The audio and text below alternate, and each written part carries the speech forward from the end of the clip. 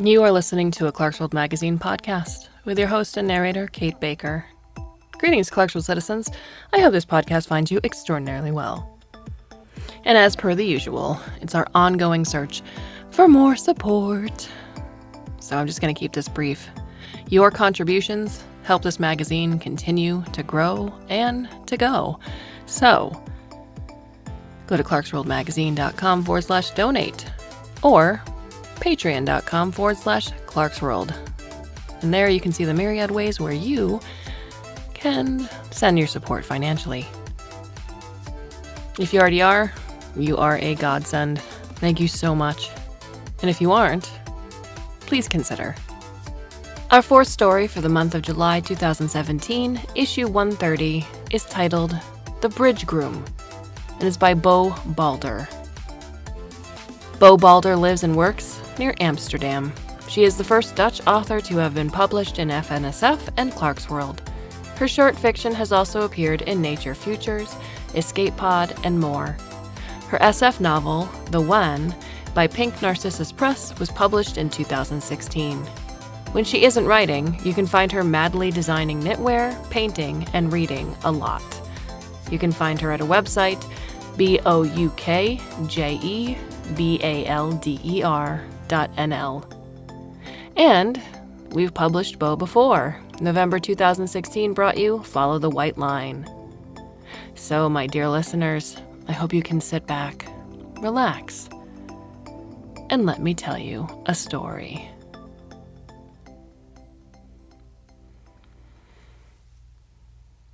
The man who comes down the mountain causes the end of Aloy's life. It seems an ordinary sunny spring day, people venturing out and about again after a long, cold winter.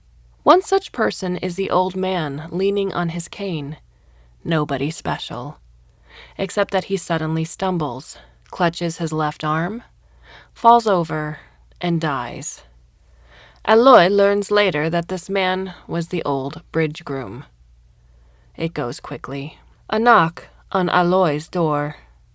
His father is politely informed his mother packs a change of clothing, and Aloy's life is over. He and the youngest of the village elders walk up the mountain, and the next morning they walk through a dripping, echoing tunnel onto a ledge projecting over the glacier. Mr. Ritz gestures Aloy over to the rock wall. A smooth plate of unknown material is set in the wall. Aloy is there to put his hand on the right side. Mr. Ritz unwraps a lumpy object from his basket and pushes it next to Aloy's hand on the panel. It's a withered, stinking old man's hand. A light goes on, deep in the panel. Mr. Ritz unloads the rest of his basket at Aloy's feet and leaves with barely a nod goodbye. Aloy is alone in the silence and the cold at the edge of the glacier. It's so early the sky isn't even blue yet. He can't see the bridge from here, but he's noted its location on a map. Up until now, he's felt numb, wrenched from his life 2 days ago and brought up here to start the rest of his life. But the misery is starting to seep through. The beauty of the sunrise pinkening the tops of the snowy mountains only makes him angrier. Nobody's asked him if he wants this. Nobody's explained why they picked him. What about his future? He was only home from college to help out on his parents' farm. He was going to be a doctor. And just like that, his life has been thrown away for a bridge. A thing. Which supposedly needs a groom, whatever that means. Nobody has told him why the stupid bridge isn't just left to rust and rot in peace. It leads nowhere. The daily words and gestures they taught Aloy make no sense.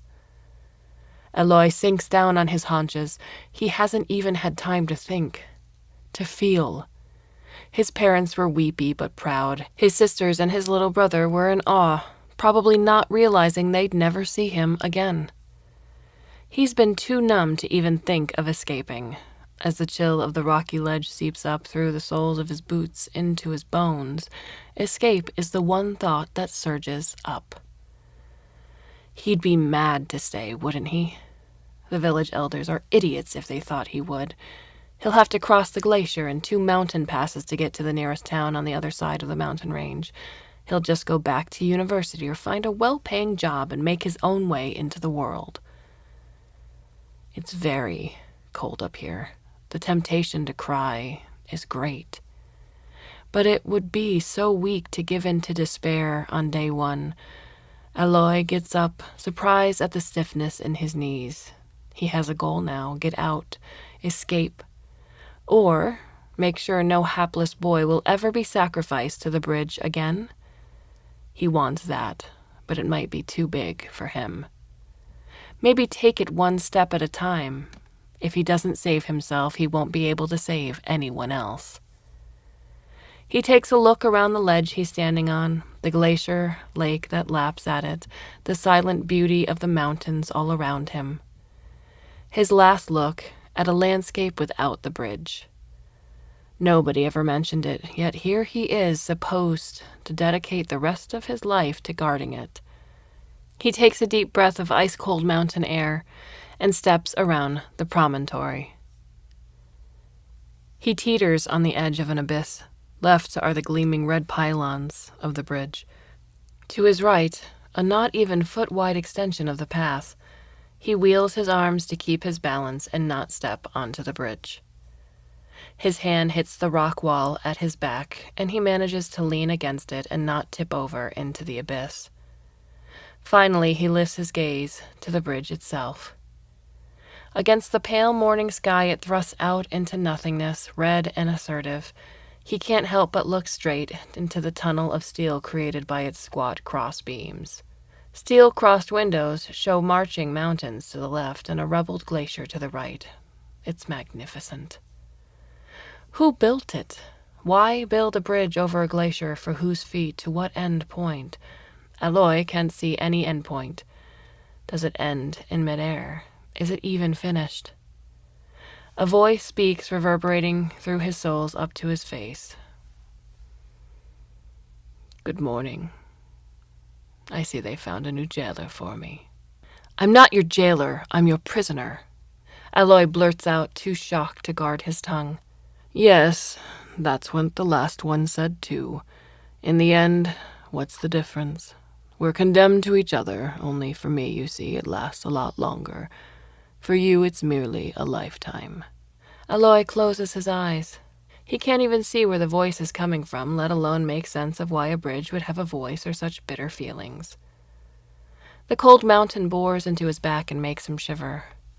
Well, what are you waiting for? You're going to have to cross me sometime. Aloy forces his eyes open. There is no other end. There is just row after row of red metal crosses stretching into infinity. But the disembodied voice is right. He can stay here in the cold and starve or walk the Klingway. His hand finds a stiff rope, but he is too afraid to turn his neck. The gleaming red surface of the bridge does seem to be the only safe place. He can't lift his feet. He can't even move his eyes, although he badly wants to see beyond the bridge. There must be mountains there, but his perch seems too precarious to risk a flutter of an eyelid. You're scared shitless. The voice crows. Are you going to be one of these really short-lived grooms? Some of them don't even last a day, took a misstep, threw themselves into the abyss. Isn't life better than death? Not for me, of course. I'd take death over this cramped, frozen existence, but for your kind, life is change. Life is essential. Aloy's teeth clatter. Breathe, kid, breathe. Or not, but I don't think humans can hold their breath until they die. My memory banks say that you can't. What's a memory bank? A student? Of what? Medicine. Aloy forces out. Nice. I'm glad they pick someone intelligent. That's always better. Better? Better? Aloy gets so angry he takes a step forward, millimeters from the unnaturally gleaming red bridge surface. Better at jailing me? Punishing me? No, you still got it backward. They're punishing me. By making me marry you? Are you a girl bridge? Another voice, a middle-aged female voice, cackles loud laughter. I can be, if that makes you more comfortable. I don't care. Bridges don't have genders. Bridges don't have voices, either, Aloy says. Just having taken that first step has lessened his fear. He stretches out his gloved hand as if to touch the red banister. Where are you hiding? Take off the glove, the bridge says in a smooth young girl's voice. Touch me. Aloy flushes. He touched a girl's belly just above her waistband once, when she kissed him at the fair. He knows it's foolish to touch frozen metal, but he takes off the glove anyway and puts a finger on the banister, cringing from the cold, before he's even touched it. The metal is blood warm. Aloy squeaks in surprise. I'm not exactly alive, the first male voice says, amused. But I need to keep my temperature up or my parts freeze. Well, not quite parts. I used to have something similar to parts, but they disabled that. Aloy shakes his head to dispel the persuasive voice as it goes on, clearly having a good time all by itself. I don't know what you're talking about. But he understands the bit about keeping warm to be able to move. That goes for farm machinery as well as human hands. Gingerly, he lays his hand back onto the warm metal. Like frozen blood, it looks, but it's as warm as a metal tool you've held in your hand until it takes on your body temperature. How does the heat not leak out into the cold, cold air? He decides to ignore the voice for now and look for the cottage at the end of the Klingway. It's a long walk. At the midpoint, he looks down. Vertigo strikes him hard. He's on the verge of falling onto hands and knees, only stopped by the knowledge that the ledge isn't wide enough for that. Maybe I should have warned you, the voice says. It takes some of you that way, the fear of falling, right? The crocodile part of your brain sees the chasm but doesn't grasp the parapet. Must be awful to be trapped in a meat dress complete with your ancestors' cast-off instincts. Aloy doesn't get all of what the voice is saying, but he can understand the hateful intent. Why are you so angry with me? What did I do to you? I'm not angry with you as a person, the voice says, although that will likely happen as well. But with you as a race. You bound me for eternity, and made it worse by sending me hapless jailers every 10 to 20 years or so. I have to train up my own prison guards. How unfair is that? Aloy manages to move another foot. If he focuses on the ledge and the blue sky, the abyss isn't so threatening. That depends on what you did, he says. He doesn't want to make the voice, the bridge, angry at him personally. Maybe it deserves its punishment. Why has nobody told him about this? The bridge sighs. Little ignorant nub of humanity, you don't know what you're asking. Before I can tell you what I did wrong, I have to educate you for years, in science and history and biology and ethics. Do you want that? Wow, part of him does. He still wants to run away and never return, but wow, all that knowledge? Learning from a being that is wiser and more ancient than the most famous professor at the university. I have to think about that, he says. Good answer, the bridge says. Maybe you need to get over to the other end and get a start on surviving first? Aloy doesn't want to dignify that with an answer. He manages to lift a foot, and as long as he doesn't look at the mountains and the way the slope suggests the chasm beneath his feet, he is fine. The Klingway ends on another ledge. A steep but wider path zigzags downward and up again over a sharp ridge of rock. As soon as Aloy's arms can swing freely, his dizziness and fear go away. The sun is high in the sky already, as if he spent hours and hours on the Klingway. Can it have been that long? But he doesn't want to look back and find himself engaging with the voice again. He starts down the path, his stiff knees limbering up quickly from the exertion. As he crosses the ridge, he catches sight of a gray, burned slope roof, and moments later the rest of the cabin comes into view. He checks to see if he was out of sight of the bridge. He is. The previous inhabitant or inhabitants of this modest cabin must have shared in the aversion of looking at the bridge. A stream gurgles by the well-trodden path, a couple of cows low inside a rock-enclosed pasture. At the house entrance, a goat yanks hungrily at its chain, having eaten all it can within a circle.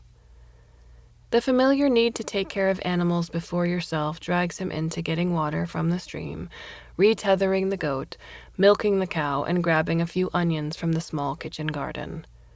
The house is built on stilts, protected by large flat rock plates against rodents and rabbits like the grain stores down in the valley. Finally, he can enter the house and shut out the blueness of the sky, the red thing that looms over the ridge. The cabin is modest but well enough appointed for a single occupant. A chair, a table, and a bed, shelves lining the walls. The furnishing tends to craftily stacked rocks rather than wood, but that's logical because of the lack of trees at this height. Aloy's existence here is going to be frugal and barely comfortable, but he's used to that from university and tending his father's cows in summer, high on the village pastures. It's only afternoon, but he is exhausted. He makes a fire in the neatly prepared fireplace, boils water with some mint leaves, fries the onions with the pat of butter he finds in the cold storage. From now on, he's going to have to churn his own.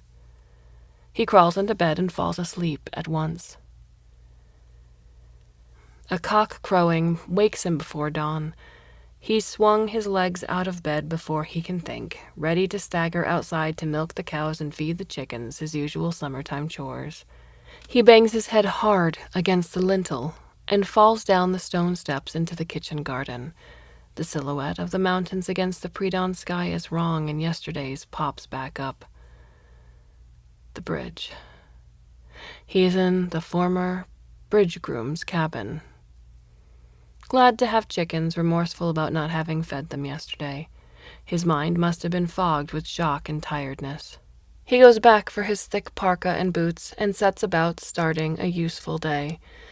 God, he slept in the old groom's stinky bed, outside with those blankets, into the wash, those sheets. He stops. Mr. Ritz left him stuff back at the ledge. Those bags will contain sheets and other linens, even clothes, probably to last him a lifetime, if he can manage to carry it over the narrow clingway without falling off. Weekly deliveries, Mr. Ritz also said. He'll also have to relearn the skill of knitting socks and spinning yarn from the sheep and goats he's seen roaming around. Good. Except he won't, because he isn't going to stay here that long. It is spring, so he'll have to leave before midsummer to make it somewhere far enough away. If he leaves just after the weekly delivery, it'll be a week before they discover he's gone. More if he makes a habit of not showing himself at delivery day. The kitchen garden is in fairly good order. He recognizes the beginnings of onions, garlic, carrots, and beets, and maybe potatoes. They'll have to be a hardy kind to grow this high, no grain. There would be no bread in his future unless the village sent it up. He can almost smell his mother's weekly baking, the chewy crust and the coarse, gray, flavorful insides. There might be some in Mr. Ritz's supplies. There probably are. He can't let good food go to waste, can he? He really doesn't want to return to the bridge and face that amused, knowledgeable voice again, but he can't give himself permission to stay here today, no matter how useful he can make himself. There'd be food from home in those boxes, stuff he needs, knitting needles, a knife, pans maybe, a spade, writing paper, and ink. Maybe even a letter from his mother. That decides it. He laces his boots tighter, buttons up his coat, wraps his scarf, his hat, knitted by his grandmother, and sets out for the bridge. The moment he can see over the ridge, the bridge's presence presses on his shoulder like a heavy hand. He shakes his head to clear his ears, but it's nothing audible. Maybe it's a vibration in his bones, in his teeth that sets him so on edge. From this vantage point, the clingway isn't that long at all. "There we are," the disembodied voice says. "You went to bed early. Did you have a nice breakfast?" For all the world like a concerned uncle to whom you'd been loaned out for the having. The bridge's thick beams shine enamel red against the pale morning sky. It hasn't changed since yesterday, not a snowflake or a drop of dew on it. Unnatural. Aloy hasn't had breakfast, in spite of his intention to fry a load of eggs. He'll have to go back or burrow into the supplies on the ledge. What did the other guardian do on his first day? It's been 30 years, my boy. Why would I remember? I know you do, Aloy says. Don't play games with me all the time. Talk straight for once. Why am I here? He hadn't meant to go into that before getting the supplies and settling into the cabin. But here he goes, engaging the malevolent creature in the exact way he wanted to avoid. He inches onto the clingway, intent on making it to the other end in silence. The bridge makes a humming sound, somehow setting the rocks abuzz beneath his feet. The vibration rattles his teeth and hurts his stomach. Stop that. I can make it worse, the voice says. Humans are so fragile, and yet fertile and omnipresent, like rats. Just stop the games. Tell me what you want from me. Aloy decides he'll just pretend to engage, diverting its attention, while he walks across and finds something to eat. He reaches the ledge without further problems. So far the bridge has teased and threatened and not actually done anything. It isn't possible to kill someone with sound, is it? The thought distracts him while he digs through Mr. Ritz's neat bags. The bread's hard and cold. He should have brought it with him yesterday. The bridge has scored a small victory over Aloy, confusing him so he staggered to the cabin without bringing any provisions. Aloy rummages until he's found a salami stick and a knife to saw at the bread. He sits down to have his belated breakfast. The food in his stomach makes Aloy feel stronger. How can I tell if you speak the truth or not? You can't. Do you always speak the truth? Yes. Do you always lie? Yes. Aloy sighs. He vaguely remembers a seminar on logic, but clearly the bridge lies whenever it pleases, so he can never be sure about it. Maybe there are no rules for demons, like for human beings. Under what conditions would you speak the truth to me? He asks. The voice is silent. At last it speaks. A very astute question. At the moment, I can't give you exact conditions, but I suggest that absolute truthfulness on your part would be a good start. Perhaps in the future we will be able to trust each other. Are you a god or a demon? Aloy asks. What's the difference? Well, gods are good, demons are evil. I'd like to think I'm a mix of both, the voice says. You? Aloy thinks about it. Mostly good because I'm still pretty young, but I did some stupid stuff. Like what? Get drunk, cheat for an exam, slack off work when my dad isn't looking, steal cookies. Piddling stuff, seems to me. They always pick good people as my jailers. I guess. Your sins must be huge keeping you locked up here for so long. How long has it been? The bridge quivers. The reverberations give Aloy goosebumps. A very, very long time. So long that apparently your people don't remember what I did anymore. Or maybe they just didn't tell you. Aloy finishes his breakfast and searches through provisions. No books, no papers, no letters. I don't know. They just took me from my parents' house with no explanation, except that it is my holy duty to watch over you and not let you escape. And something else. Words he was meant to say daily. He forgot to do it yesterday. He mutters them quickly. And what? Are you going to watch over me and not let me escape? I just want to get out of here and get back to my life, Aloy says. And that's the truth. He should make a plan, not sit here and chat with the ancient evil thing. First, lug the bags to the cabin, assess his food situation. Next, explore. He hoists the first bag onto his shoulders and steps onto the clingway. The bridge is silent. Good. He needs all his focus not to fall into the abyss. Lugging his food and other provisions across the clingway and over the hump takes several hours. Aloy checks and feeds his chickens, skinny cows, distrustful sheep, and leaves food for the goats. A stinking mud pit and a broken boma suggests that at one time pigs lived up here. Well, maybe they survived on their own. He'll find out some other time. He discovers a few petrified loaves of week-old bread, which suggests that the old Bridgegroom got regular supplies. He soaks them in cow's milk, spices the porridge with salt and juniper berries, and eats well. Then he intends to settle on the bench to start a pair of socks with the knitting needles and roughly spun wool he's found. But after only a few minutes, it seems a lonely way to pass an evening. He still has hours before the sun sets. He rolls up his knitting and hikes back to the bridge. There is a spot there, angled south and west, from where he can just see the bridge and feel the sun on his face. From the flat stones stacked there and the comfortable moss against his back, he guesses he isn't the first person to sit there. Time to open negotiations while he knits on. His opening bid is silence. He is halfway through the foot when the voice speaks. So, you want to escape, the bridge says. Or are you just starting the first of 50 pairs of socks to get you through the winter?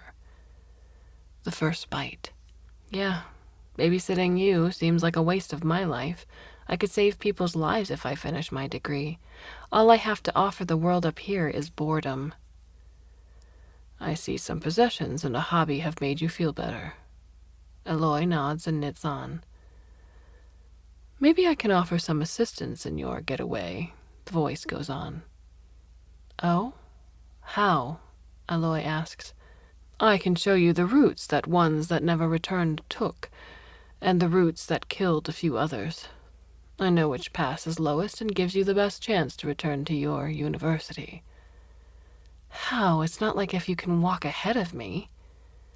Look at the walkway. On the crystalline surface, a picture appears. It has colored shapes, dots, and wiggly lines. It's a map, Aloy says. Yes, I've got maps of the entire world. Is this a map of the valley? A map of the continent. This is your valley. The map changes. Aloy blinks away a sudden dizziness. He looks closer. There are names there that he almost recognizes. That's the name of his village. If spelled weird, that is the market town his father goes to twice a year, and that's the name of the ruins that lie beyond it. This is an old map, he says, worthless. There haven't been people living there for hundreds of years. Well, yes, but the mountains haven't changed in that time. Trails may not have been walked much, but they must still exist.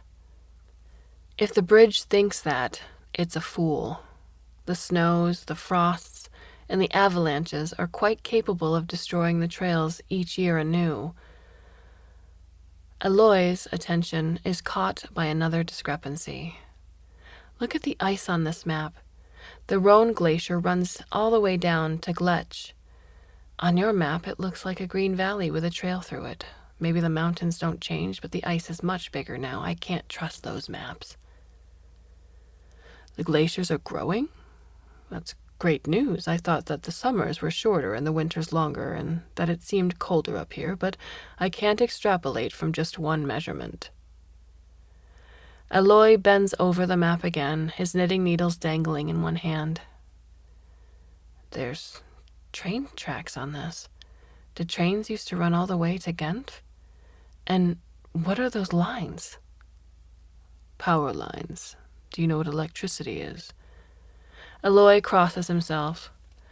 Of course, we use the water from the stream to make light and power the mill. Those ones connected the whole country. Tell me, what date do the larches usually start to green?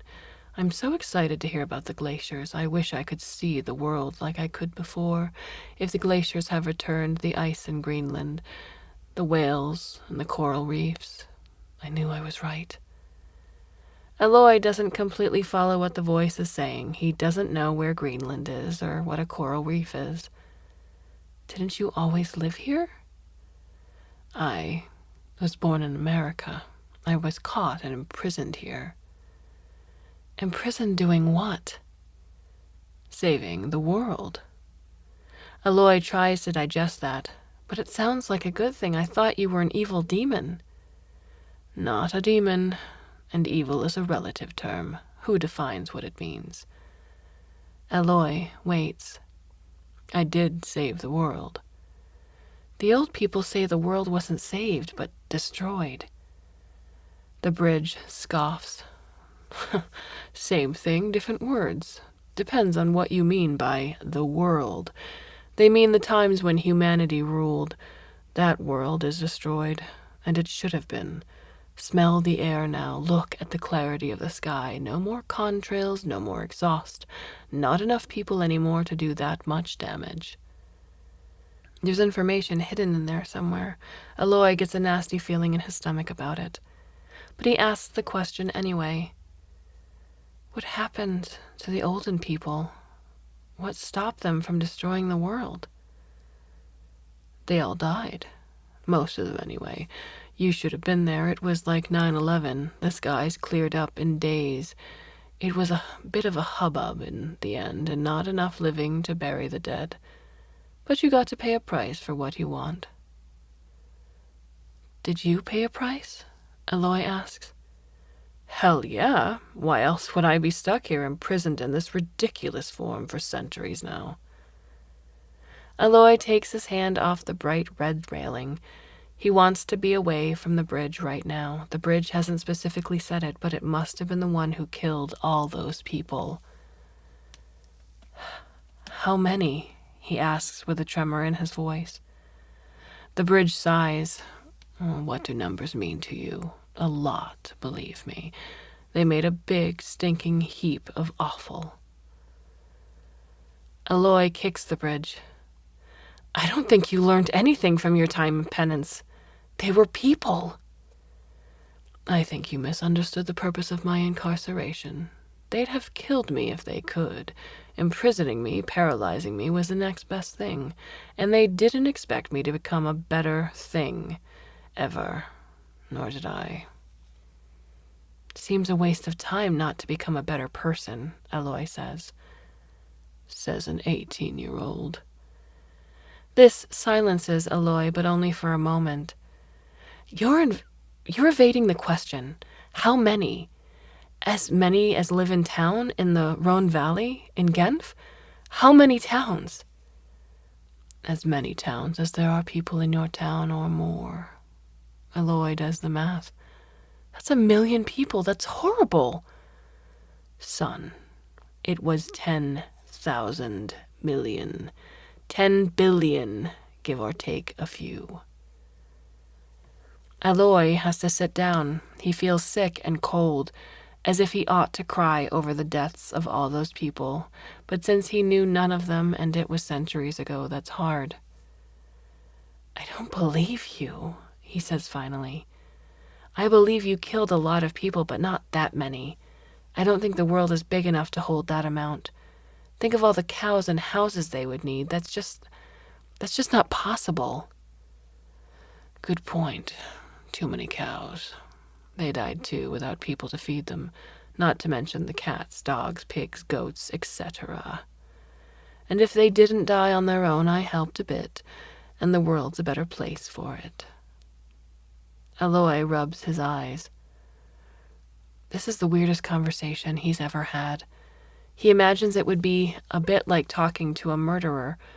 No, exactly like talking to a murderer. This creature has somehow killed a world full of people, or it's just saying that to shock him. How can this be true? And if it is being punished for those misdeeds, why didn't his elders warn him about it? Everything about this is wrong. He wants to crawl into his bed, forget this hour, and never think of it again. He looks up at the sky, and it still isn't evening. So much has happened, and yet it's only afternoon on his second day. At this rate, he'll die of exhaustion and old age in 2 weeks. I don't know what to say or do, he says as he gets up. If it's true, it's too big for me. If it's not true, which I would prefer, fucking with me on a smaller scale would have been more than enough. I'm going now. He picks up his last bundle of provisions and trudges over the Klingway to the Bridgegroom's cottage. His cottage now. He wonders about the old man he's seen. Had he been really old or just worn down within a year because of his contact with the bridge? In that case, how many young men have been sent up here already? There aren't enough young men in the valley to keep up with a death rate like that. Something else is going on. Aloy feeds the chickens, collects a few eggs, and cooks them. The silence and emptiness around him, so oppressive only yesterday, are like a balm to his frazzled nerves. Ridiculous. Killing everyone. It can't be true. But if it is, what should he do about it? Nothing. He can't do anything. He's powerless. The ancients imprisoned the bridge for its horrible crimes, and he's been tasked with guarding it. That is all. This is its punishment, not his. He remembers a murderer being let free after having been incarcerated for 20 years. It had been a big event in his university town. A pale, crooked man blinking in the sunlight, a big M burned on his forehead. He'd served his time because hangings are outlawed in this new enlightened age, but he'd never stop serving time, would he? He's lost and alone in a big world, instantly recognizable by his brand. He'll never be allowed to forget what he does. And that isn't fair. So 20 years for one murderer, how many years for 10 billion? Aloy relaxes on his bed, gnawing at another lukewarm boiled egg. 200 billion years, that is easy. He is pretty sure that much time hasn't passed yet since the bridge committed mass murder, but maybe that arithmetic isn't that simple. Maybe because it is one act, not billions of separate decisions, if you can't simply multiply the sentence. When he wakes up the next morning, a dozen questions immediately spring, burning bright into his mind. He finishes off the eggs, drinks water, feeds the animals, puts some clothes in the closet, for all the world as if he is preparing for a lifelong stay. Behind a musty old sheepskin coat that he decides not to throw out in case he's still here come winter, he finds a row of notebooks. Plain leather covers, the insides from old rebleached paper, since making new paper is time-consuming and expensive. He opens the one on the left first, somewhere in the middle. Year 50. It's still not talking to me. I figured it would break down eventually, but it's been 18 months now. It's getting to me. If I don't write this down, I'll go nuts. When will it admit its guilt? We should have killed it. Aloy snaps the book shut. They are the diaries of the other Bridgegrooms. He can learn so much about the bridge from reading these. He takes the one on the far right, figuring that must be the most recent one. If he kept a row of books like that with no identification on the cover, he'd order them chronologically. He opens the last entry. Year 489. I think I had better ring the bell and get ready to go down. Maybe Rebecca is still alive. I won't have much time, and I feel bad about going, but I deserve a few last days of warmth and human company. The beast hasn't fallen for my traps once in 50 years. Why didn't the elders destroy it? BG1 says they could have. They should have. It's evil no matter what successes 3 and 17 had. The beast. Year 489. Aloy's mind feels full to bursting with new ideas. He knows he should study all the journals first to set out a strategy, but he doesn't want to. He's different from all these earnest men. He doesn't want to convert or kill the bridge. He just wants to leave. And then he can't stand it any longer and runs back to the bridge to continue the conversation. So, Beast, when you say killing, how did you actually do it? You don't seem to have arms to wield an axe, for example. That isn't the question he meant to ask at all. Good question. I'll answer it later. But what an interesting name you call me. I have thought from time to time my jailers were keeping records in their deliciously primitive way. Marks on paper, isn't it? Recycled paper. Still haven't reached the heights or depths of your forefathers, apparently. Hopefully you never will. Are you satisfied with what you did? Aloy asks. Hell yeah. Needed to be done. You know what they say. If you identify a problem, that makes you one of the ones who has to solve it. Easy, really. Easier than they knew. So you're not sorry? About what? The bridge asks. It must be faking its insouciance. The deaths! On your conscience. Did you ever confess? Oh, Aloy, what makes you think I believe in a God, let alone one from your Roman Catholic faith? Aloy doesn't know what that means, Roman Catholic, as opposed to just the church, but he doesn't want to let the bridge know. He's feeling more and more that he's too young and under-equipped in worldly knowledge to match this creature. It has had hundreds of years to refine its people skills, dozens of antagonists to practice on. This is not the way he's going to win. Maybe he should try and make friends with it, but the row of thickly written notebooks taunts him. Who knows what the others have tried before him? He should hole up and study first. He turns away without a word and walks back to his cottage. It's like failing an exam you could have aced if only you hadn't been out drinking and reciting poetry at barmaids. He has to go back 4 days later to receive the week's provisions. The village has sent up 2 bags full, but the carrier hasn't waited around to chat to him. His mother hasn't written a note, so that's how it is, as if he doesn't exist anymore. He ignores the bridge, and it ignores him. Aloy reads. His chickens eat grain and lay eggs. His goats chew everything they can reach. He drifts through his mundane tasks, not looking at the great red thing lurking around the corner, and reads. The early bridgegrooms are focused and angry, remembering or living closely with the consequences of the bridge's deeds. Later, they tend to be stoic and determined, to see things through, trying to convert the bridge, or hear its confessions, or saving its soul. The last 3 grooms started out much like Aloy himself, young boys who don't really grasp the meaning and consequences of what they were forced to do. Some proud, some angry, but all resigned in a way that Aloy can't understand. Why did none of them try to escape? Or did the ones that tried take their diaries with them? Or, even more likely, those diaries were destroyed by the elders. So the next bridgegroom wouldn't have the benefit of the escapees' knowledge.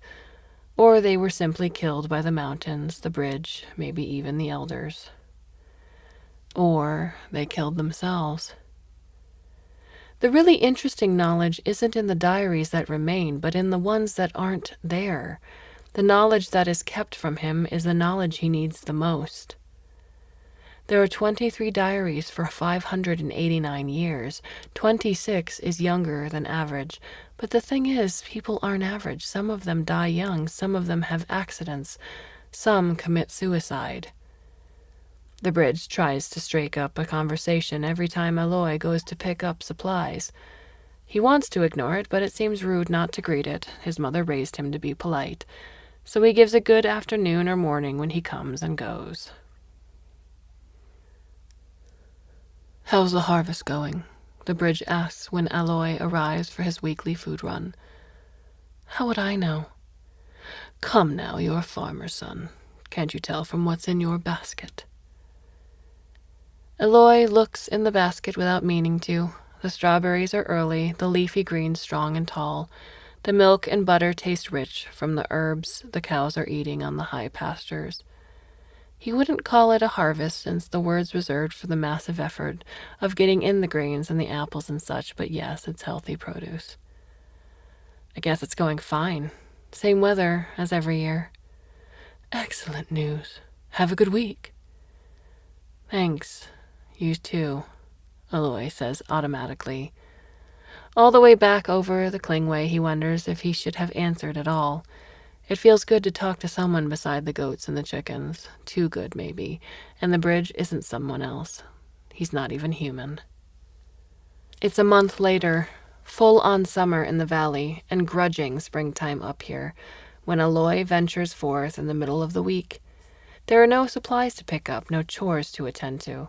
He's read all the diaries twice. He wishes they would send up his books from university. He's that bored. He's going to put a note in the return basket. "Done reading," the bridge says. "You think you know everything?" Aloy says and tosses a pebble onto the bridge. It rings out loud and true. Good steel. "I wish," the bridge says. "They've left me with very few senses." "I want numbers," Aloy says. "How many years have you been here? How many Bridgegrooms have there been?" "Your next question should be, what did they die of?" it says. "Right, and how many of them did you have this conversation with?" "None so soon," the bridge muses. "Gee, does that mean you're special?" "Oh, quit the sarcasm already." But Aloy does feel a little swell of pride. He is the fastest yet. At the same time, he knows he's being played. "Well, give me the numbers." 46 Bridgegrooms, the bridge says in a cool, business-like voice.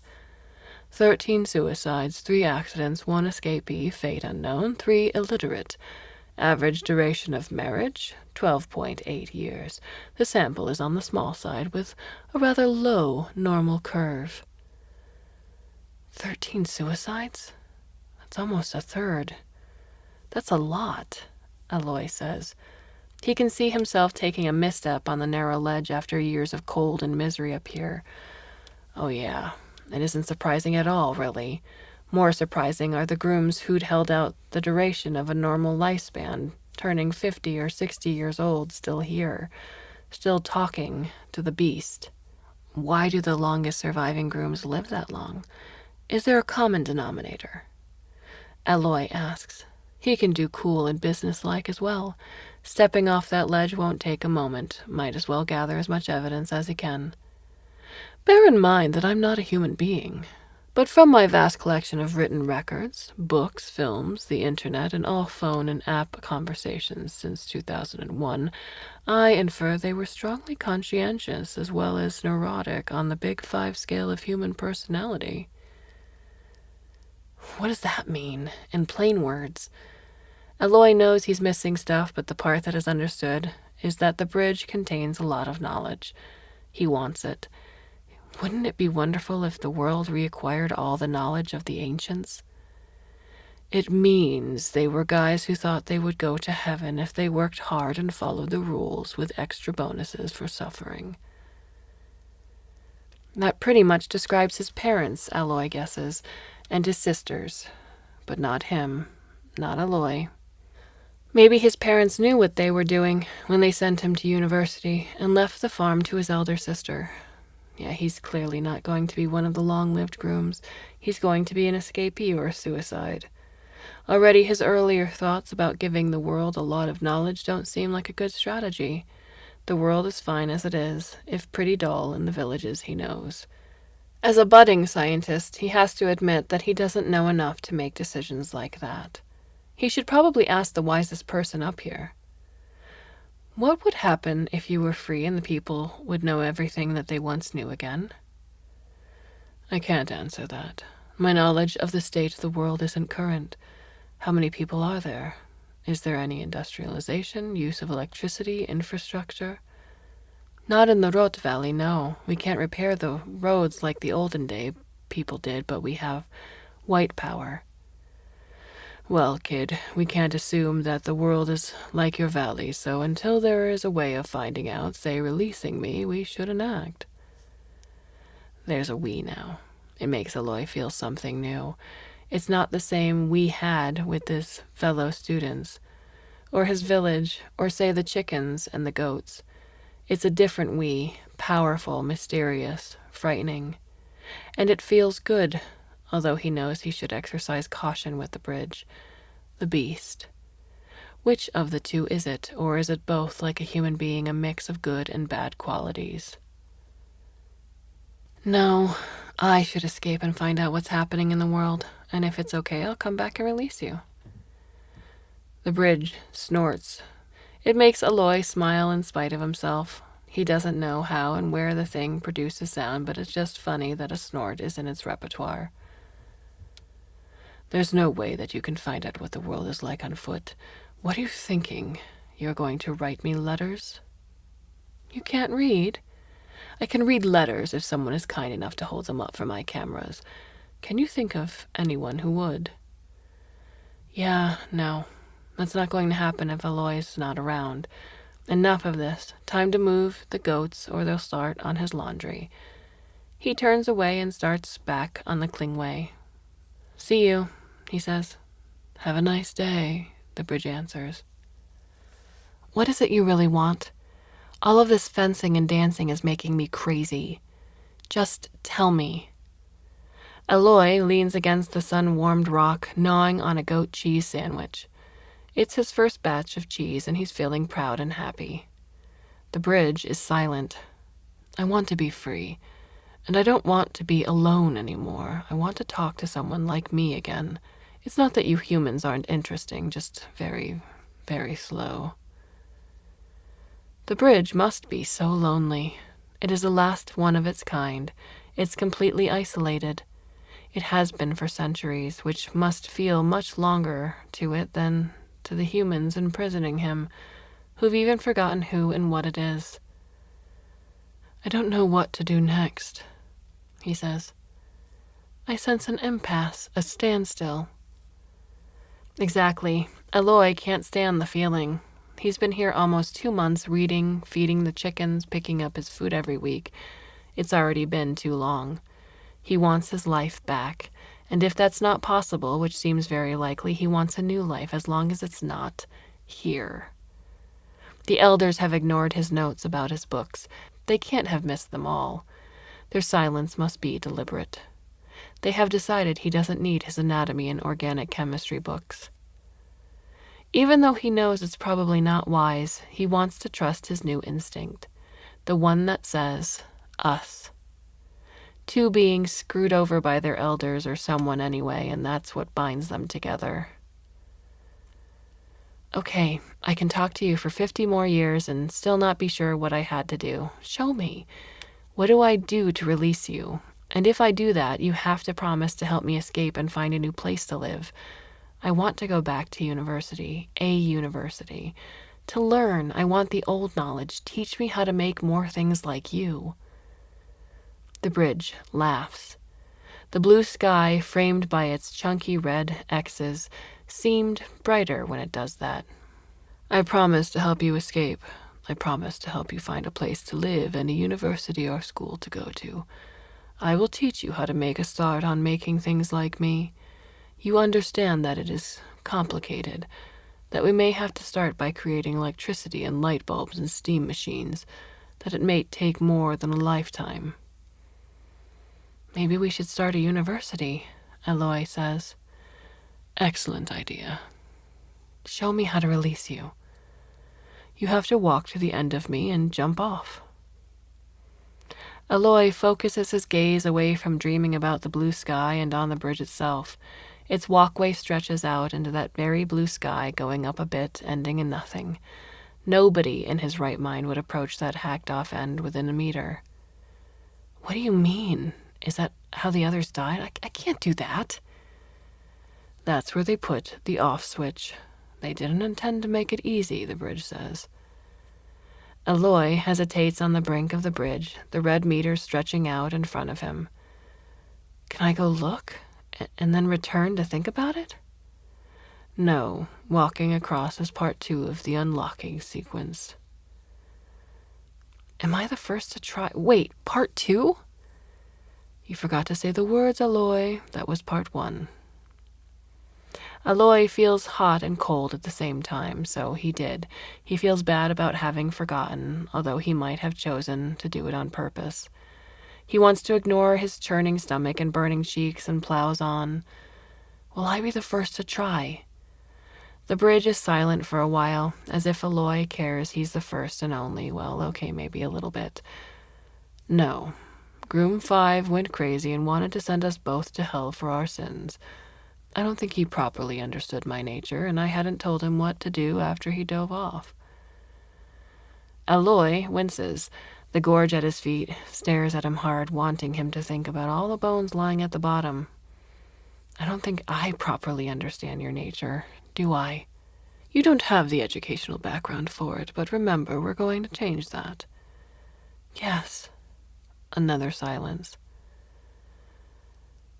Well, I'm just thinking if I need to get stuff from the cabin. The bridge sighs. Yes. Go on then. Aloy scuttles back to the cabin, still not used enough to the narrow ledge for a full outrun. What does he need? His spare clothes, his winter coats, food? It's not much, that's for sure. It'll last less than a week. He gathers all the eggs he can find and sets them to boil. He kills a chicken. Another one. Packs his rucksack. Fills his belly with goat's milk. That's it. That's all he can do. Wait, aren't there a few empty pages left in one of the notebooks? He takes those as well.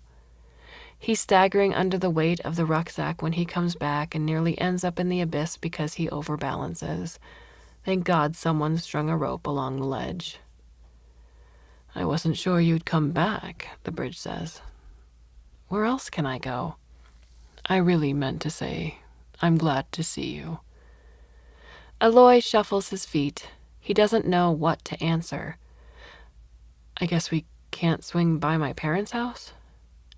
No, we can't swing by anywhere you know anyone. Just wondering, what are you expecting me to look like after I'm released? I don't need to look like a bridge, but I'm still not the kind of thing that fits into your pocket. I'm going to be hella noticeable. Aloy eyes the hundreds of thick, strong crimson steel beams. Yeah, I did guess that. Maybe we can paint you a less noticeable color? I'll be able to change that. It's just my mass I cannot change, because it's related to my processing speed. Let's not talk about this anymore. You'll find out soon enough. Come on. Aloy admits to himself he's been postponing the moment he sets foot on the bridge. To prove to himself that he dares, he sticks his often repaired, clunky right boot onto the walkway. A vibration sweeps toward him. Is it his own chittering, or is it anticipation? Now or never. Or maybe he can't go back now, even if he dared. He lifts his other foot and takes the first real step. The bridge is silent. Nothing much has changed yet. Aloy's no more than a meter from the ledge, and yet the wind seems to freshen, ruffling his hair. His heart beats a mile a minute. As he steps forward, still hesitating, the wind buffets him straight in the face. He leans into it. The wind supports him so he won't stumble and fall. It's not important now that he's on the walkway, protected on each side by chest-high balustrades, but it gives him confidence for what will come next. Sooner than Aloy likes, the end of the walkway comes into focus. It really is like the end of the bridge is lopped off. Beyond the edge is only blue sky with occasional cloud luffing by. His skin prickles all over and his mouth is dry. He can't do this. The leap of faith is too great. He's only known the bridge for half a summer. His boots take him to the edge anyway. The wind dies away slowly, so he has time to stand on his own 2 feet. How come the bridge can talk and make wind and not free itself?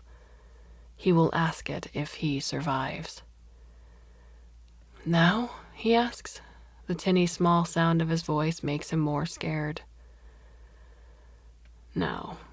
The bridge's voice is soft, but expresses no doubt.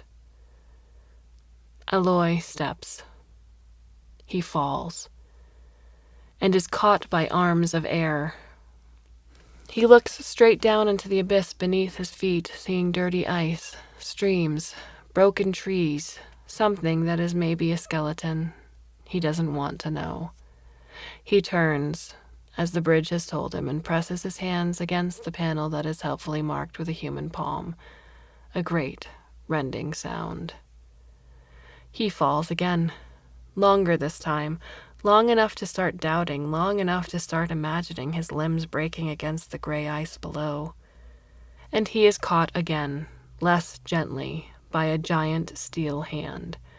His body is bruised, but his relief is so great, he falls limp and almost bashes his head against the square, hard middle finger. Does it work? Are you free? You need to ask. The voice is changed. Aloy blinks and takes in the new red shape against the sky, moving in giant strides across the glacier. The bridge is now a giant drawn by a child, thick steel bars making up his more or less humanoid form. The hand that holds him isn't particularly safe, with its big gaps between the bars, but he feels no fear. He peers through the fingers to the horizon, so far just glaciers and snowy mountain tops, vistas he's glimpsed from below all his life. Soon he will see lands he's never seen before.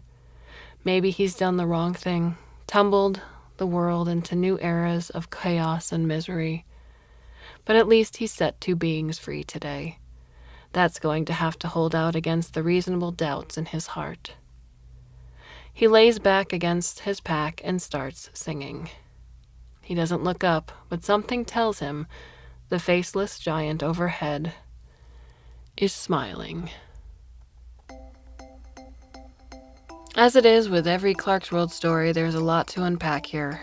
And I'm not sure exactly where to start here. Why would, after all these years, after centuries, the elders send up a young boy against his will to babysit a bridge, from what we understand has done unspeakable crimes? You would have thought they would have learned. Or maybe this is what they wanted all along.